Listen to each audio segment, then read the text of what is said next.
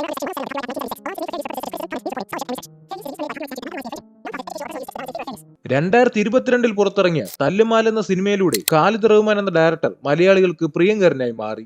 അതിനു മുമ്പ് അദ്ദേഹം അനുരാഗ് കരിക്കിൻ വെള്ളം, ഉണ്ട, ലവ് പോലത്തെ സിനിമകൾ ചെയ്തിട്ടുണ്ടെങ്കിലും തല്ലുമാലയിൽ കൂടിയാണ് അദ്ദേഹം മലയാളികൾക്ക് സുപരിചിതമായി മാറിയത്. അതോടുകൂടി മലയാളം ഇൻഡസ്ട്രിയിലെ വൺ ഓഫ് ദി പ്രോമിസിംഗ് ഡയറക്ടേഴ്സിലെ ഒരു സ്ഥാനം അദ്ദേഹത്തിന് ഇടം പിടിക്കാൻ സാധിച്ചു. ആ ഒരു ഡയറക്ടർ തല്ലുമാലയ്ക്ക് ശേഷം ഒരു സിനിമ അനൗൺസ് ചെയ്തു, അതും മലയാളത്തിലെ പ്രോമിസിംഗ് യുവതാരങ്ങളുമായിട്ട്. അതിന്റെ പോസ്റ്റേഴ്സും അവരുടെയൊക്കെ ബോഡി ട്രാൻസ്ഫോർമേഷനും കഷ്ടപ്പാടും ഒക്കെ കണ്ട് നല്ലൊരു ഇൻസ്പിറേഷണൽ ബോക്സിംഗ് സിനിമ കാണാൻ കയറിയ നമ്മളുടെ മുമ്പിൽ ഖാലിദ് റഹ്മാൻ ഒരുക്കി വെച്ചത് ഒരു ക്ലീഷേ ബ്രേക്കിംഗ് സിനിമയായിരുന്നു. സാധാരണ എല്ലാ പടത്തിലും അവസാനം മെയിൻ ക്യാരക്ടേഴ്സ് ജയിക്കും, എന്നാൽ ഇതിൽ ചെറുതെന്നൊരു കഥാപാത്രം ഒഴിച്ച് ബാക്കി എല്ലാവരും തോറ്റു. ക്ലീഷേ ബ്രേക്കിംഗ് ഒക്കെ ഓക്കെ, പക്ഷേ സിനിമ കാണുന്ന പ്രേക്ഷകന് രോമാഞ്ചം തോന്നുന്ന എന്തെങ്കിലുമൊക്കെ സിനിമയിൽ കാണിക്കണ്ടേ. ഞാൻ ഈ സിനിമ തിയേറ്ററിൽ പോയി കണ്ട ഒരാളാണ്. വലിയ ഹൈപ്പൊന്നുമില്ലാതെ ഒരു നല്ല സിനിമ കാണാനാണ് ഞാൻ കയറിയത്. പക്ഷേ എന്നിലെ പ്രേക്ഷകനെ തൃപ്തിപ്പെടുത്താൻ ഈ സിനിമയ്ക്ക് കഴിഞ്ഞില്ല. പിന്നെ ഈ സിനിമയുടെ ഒരു പ്രത്യേകത, അധികം വെറുപ്പിക്കലൊന്നും ഇല്ലാതെ, ഈ സീൻ ഒഴിച്ചു വെച്ചാൽ അധികം വെറുപ്പിക്കലൊന്നുമില്ലാതെ അത്യാവശ്യം വൺ ടൈം വാച്ചബിൾ ആയിട്ട് കണ്ടിരിക്കാൻ പറ്റിയ ഒരു സിനിമ തന്നെയാണ് ആലപ്പുഴ ജിംഖാന. ഈ സിനിമയുടെ വിജയത്തിന്റെ ഒരു പ്രധാന കാരണം ഇതിന്റെ കൂടെ റിലീസായ മറ്റു സിനിമകളാണ്. ബസൂക്കയും മരണമാസം ഒരു കോമഡി സ്പൂഫ് പടവും, പിന്നെ ബസൂക്കയുടെ കാര്യം പിന്നെ പറയണ്ടല്ലോ. അത് രണ്ടും വെച്ച് കമ്പയർ ചെയ്യുമ്പോൾ പ്രേക്ഷകരുടെ മുമ്പിൽ ഉള്ള ഒരു നല്ലൊരു ഓപ്ഷൻ ആലപ്പുഴ ജിംഖാന തന്നെയായിരുന്നു. തിയേറ്ററിൽ അത്യാവശ്യം ഓടിയ പടം OTT ഇറങ്ങിയപ്പോൾ ആരെയും തൃപ്തിപ്പെടുത്താൻ കഴിഞ്ഞില്ല. അത് നീയൊക്കെ തിയേറ്ററിൽ പോയി കാണാത്തത് കൊണ്ടാണ് എന്ന് പറയുന്നവരോട് തിയേറ്ററിലും ഇതേ അവസ്ഥ തന്നെയായിരുന്നു. ഈ സിനിമയ്ക്ക് പ്രേക്ഷകരായിട്ടൊരു ഇമോഷണൽ കണക്ഷൻ ഉണ്ടാക്കിയെടുക്കാൻ കഴിഞ്ഞിട്ടില്ല. ഒരു സ്പോർട്സ് സിനിമ എന്നൊക്കെ പറയുമ്പോൾ തീർച്ചയായിട്ടും എവിടെയെങ്കിലുമൊക്കെ ഒരു മോട്ടിവേഷൻ നമുക്ക് തരാൻ കഴിയണം. അത് നമ്മളെ ഇൻഫ്ലുവൻസ് ചെയ്യണം. ഡങ്കൽ, സുൽത്താൻ, ഗോദ, സ്പീഡ് ട്രാക്കിലൊക്കെ നമുക്ക് കിട്ടിയ ഒരു കിക്ക് ആലപ്പുഴ ജിംഖാനയിൽ കിട്ടിയില്ല. എനിക്ക് ഈ സിനിമയിൽ തോന്നിയ പ്രശ്നങ്ങൾ ഞാൻ പറഞ്ഞു തരാം. മിക്ക പ്രേക്ഷകർക്കും ഇതൊക്കെ തന്നെയായിരിക്കും തോന്നിയത്. ആദ്യം ഒരു കഥാപാത്രത്തിന് വേണ്ടത് വോണ്ട് ആൻഡ് നീഡാണ്. അതായത് ഒരു കഥാപാത്രത്തിന് എന്താണ് വേണ്ടത്. ഇവിടെ ഈ കഥാപാത്രങ്ങളുടെ ലക്ഷ്യം എങ്ങനെയെങ്കിലും ആലപ്പുഴ SD കോളേജിൽ സ്പോർട്സ് കോട്ട വഴി അഡ്മിഷൻ എടുക്കണം. +2 തോറ്റ അവരുടെ മുമ്പിൽ സ്പോർട്സ് കോട്ട മാത്രമേ ഉള്ളൂ വഴി. ബോക്സിംഗ് ആണ് അവർ തിരഞ്ഞെടുത്ത സ്പോർട്സ്. പിന്നീടുള്ളത് നീഡാണ്. അതിനുവേണ്ടി തീർച്ചയായിട്ടും അവർ ഒത്തിരി സാക്രിഫൈസ് ചെയ്യണം, പണിയെടുക്കണം. അപ്പോൾ അവിടെ അവരുടെയൊക്കെ ഒരു ട്രാൻസ്ഫോർമേഷൻ, അതായത് fat to fit, skinny to fit, അതൊക്കെ കാണിക്കണ്ടേ.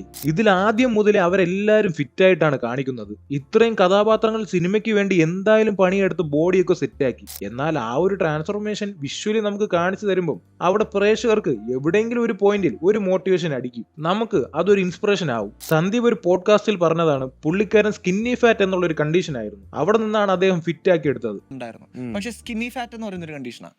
അതായത് മസിൽസ് കുറവായിരിക്കും, ഫാറ്റ് കൂടുതലായിരിക്കും, പക്ഷെ കാണുമ്പോൾ ലീൻ ആയിട്ട് പോകും. അപ്പൊ ആ ഒരു ജേണിയൊക്കെ സിനിമയിൽ കാണിച്ചു പോയിരുന്നെങ്കിൽ പ്രേക്ഷകർക്ക് അതൊരു ഇൻസ്പിറേഷനും മോട്ടിവേഷൻ ഒക്കെ ആയേനെ. അവരെ തീർച്ചയായിട്ടും ആ ഒരു ട്രാൻസ്ഫോർമേഷൻ ഒക്കെ ഇൻഫ്ലുവൻസ് ചെയ്ത് തന്നെ. പിന്നെ ഇതിനൊരു അടിത്തറ ഇല്ല. പെട്ടെന്ന് ഒരു ദിവസം ജോജോ വന്നിട്ട് സ്പോർട്സ് കോട്ടയുടെ കാര്യവും ബോക്സിംഗിന്റെ കാര്യം പറയുമ്പോൾ എല്ലാവരും കൂടി അങ്ങ് ചാടി ഇറങ്ങിയാണ്. ഇവർക്ക് ഓൾറെഡി ഫിസിക്കലി ഫിറ്റ് ആണ്. ജോജോയ്ക്ക് പാക്ക് ഒക്കെ ഉണ്ട്. നസ്ലൻ മുമ്പേ ഒരു അത്ലീറ്റ് ആയിരുന്നെങ്കിൽ ആ ഒരു സ്പോർട്സ് വെച്ച് കോളേജിൽ കയറാമായിരുന്നല്ലോ. ഇവർ എങ്ങനെ ആദ്യമേ ഇത്ര ഫിസിക്കലി ഫിറ്റ് ആയി?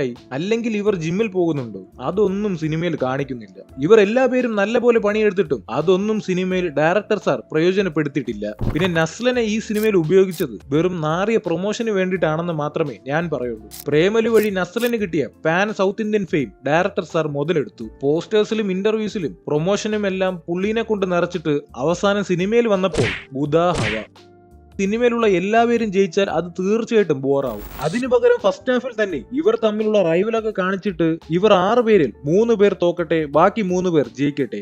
അതായത് ജോജോ, വലിയ ഷിഫാസ്, ക്രിസ്റ്റഫർ ഈ റൈവൽ ഗ്യാങ്ങിന്റെ നിന്നും ഇടിയും വാങ്ങി തോറ്റ് ഫസ്റ്റ് ഹാഫിൽ നാറിയിരിക്കുമ്പോൾ ബാക്കിയുള്ള ദീപക്കേട്ടൻ, ചെറുത്, കിരൺ എന്നിവർ കിട്ടിയ അടിയുടെ 3 ഇരട്ടി അടി റിങ്ങിൽ വെച്ച് അവർക്ക് കൊടുക്കുന്നതോടുകൂടി ഫസ്റ്റ് ഹാഫ് അവസാനിപ്പിച്ചിരുന്നെങ്കിൽ ഇന്റർവെല്ലോട് കൂടി പടത്തിന്റെ ഗ്രാഫ് മാറിയേനെ. ഫസ്റ്റ് ഹാഫ് അവസാനിക്കുമ്പോൾ ഇവർ 3 പേരുടെ ഗംഭീര വിജയത്തോടെ അവസാനിക്കണം. എന്നിട്ട് സെക്കൻഡ് ഹാഫിൽ തോറ്റു നാറിപ്പോയ ജോജോ, വലിയ ഷിഫാസും ക്രിസ്റ്റഫറിന്റെ തിരിച്ചുവരവും അവരുടെ കഷ്ടപ്പാടും ഹാർഡ് വർക്കും ഡെഡിക്കേഷനും ഒക്കെ കാണിച്ച് അവരെ കഴിഞ്ഞ വട്ടം തോൽപ്പിച്ച അവരെ തന്നെ ക്ലൈമാക്സിൽ ഇടിച്ചു തോൽപ്പിക്കുന്ന രീതിയിൽ പ്ലേസ് ചെയ്തിരുന്നേ കുറച്ചും കൂടി ഇമ്പാക്ട് ഉണ്ടായേനെ. അങ്ങനെ ക്ലൈമാക്സിൽ തോറ്റുപോയ 3 പേരുടെ തിരിച്ചുവരവും ജയവും കൂടി ആവുമ്പോൾ എല്ലാ കഥാപാത്രങ്ങൾക്കും ഈക്വലി ഇമ്പോർട്ടൻസ് കിട്ടും. ഇതിപ്പോ ആകെ നല്ലതെന്ന് പറയാൻ ദീപക്കേട്ടന്റെയും ചെറുതിന്റെയും ഫൈറ്റ് മാത്രമേ ഉള്ളൂ. ക്ലീഷേ ബ്രേക്കിംഗ് ഒക്കെയാണ്, എന്നാലും കാണുന്ന ജനങ്ങൾക്ക് ഒരു ഹൈ മൊമെന്റ് ഒക്കെ വേണ്ടേ, അതും ഇതുപോലത്തെ ഒരു ബോക്സിംഗ് പടത്തിൽ.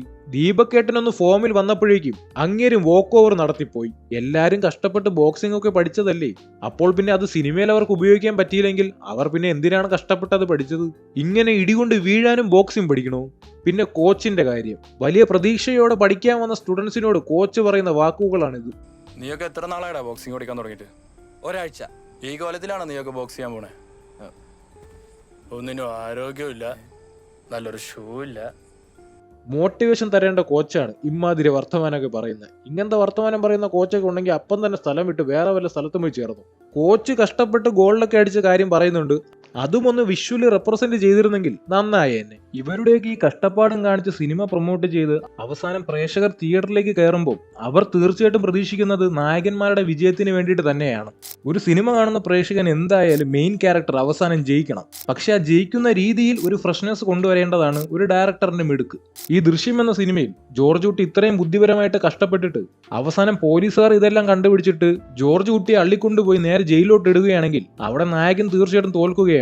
അപ്പോൾ പുള്ളിക്കാരൻ ഇത്രയും കഷ്ടപ്പെട്ട് അതുവരെ എത്തിച്ചത് വെറുതെയാവും. പ്രേക്ഷകരും തീർച്ചയായിട്ടും നിരാശരാവും. അല്ലെങ്കിൽ പോട്ടെ, മെയിൻ ക്യാരക്ടേഴ്സ് തോറ്റാലും പ്രശ്നമില്ല. പക്ഷെ തോൽക്കുന്നത് നല്ല അന്തസ്സോടെ രാജകീയമായിട്ടാണ് തോറ്റിരുന്നെങ്കിൽ ഈ ഒരു സീനിന് ഒരു വാല്യൂ ഉണ്ടായിരുന്നു. കിച്ചോര എന്ന സിനിമയിൽ മെയിൻ ക്യാരക്ടേഴ്സ് എല്ലാവരും തോൽക്കുന്നുണ്ട്. പക്ഷെ അവരുടെ തോൽവി നല്ല അന്തസ്സോടെ രാജകീയമായിട്ടുള്ള ഒരു തോൽവിയായിരുന്നു. ആ തോൽവി കാണുന്ന പ്രേക്ഷകരുടെ മനസ്സിൽ ശരിക്കും വിജയിച്ചത് ആ മെയിൻ ക്യാരക്ടേഴ്സ് തന്നെയാണ്. അതുപോലെയെങ്കിലും എക്സിക്യൂട്ട് ചെയ്യാമായിരുന്നു.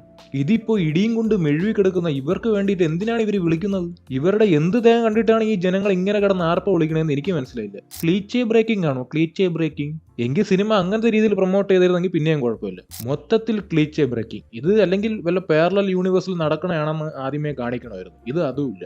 ഈ സിനിമ കാരണം ആകെ ഉണ്ടായ ഒരു അറിവ്, കിസ്സുകൾ പല തരത്തിലും പല വിധത്തിലും ഉണ്ടെന്നറിഞ്ഞു. വൺമാൻ ഷോയിൽ കുത്തബ് മിനാറിനെ കാട്ടിലും താജ്മഹൽ നൈറ്റ് ഉണ്ടെന്ന് അറിഞ്ഞതുപോലെ ഒരു പുതുപുത്തൻ അറിവായിരുന്നു അത്. എന്തായാലും ഈ സിനിമയെ കുറിച്ചുള്ള നിങ്ങളുടെ അഭിപ്രായങ്ങൾ കമന്റിൽ രേഖപ്പെടുത്തുക.